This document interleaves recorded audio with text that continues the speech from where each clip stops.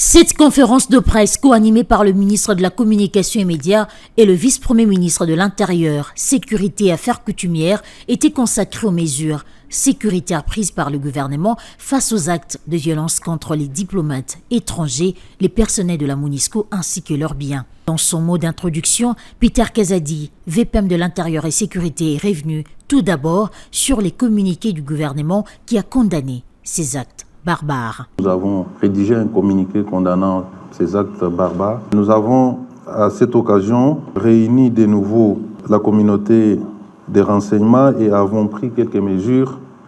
dont notamment celle interdisant l'accès des mototaxis à la commune de la Gombe. En deuxième lieu, nous avons aussi pris la décision d'interdire tout attroupement de plus de 5 personnes dans la ville de la Gombe, l'interdiction des vendeurs ambulants. S'agissant de la situation sécuritaire dans l'est de la République démocratique du Congo, les porte-parole du gouvernement Patrick Muyaya estiment que les Américains doivent utiliser de leviers plus forts sur Kagame afin de permettre à la RDC d'attaquer le mal à la source. Je rappelle que les Américains ont déjà pris des sanctions contre le Rwanda qui, de notre point de vue,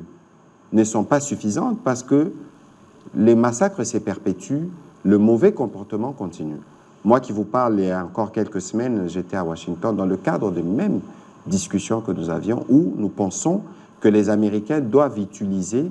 des leviers plus forts sur Kagame pour nous permettre, par exemple, de leur éviter de faire des dépenses sur les camps des déplacés pour nos populations déplacées en attaquant le mal à la source. À noter que, au cours de cette conférence de presse, Peter Kazadi a en outre appelé les Congolais au calme et à la discipline en unissant leurs forces autour du commandant suprême des forces armées de la police nationale congolaise et de rappeler une autre forme de guerre médiatique imposée par le Rwanda à la RDC.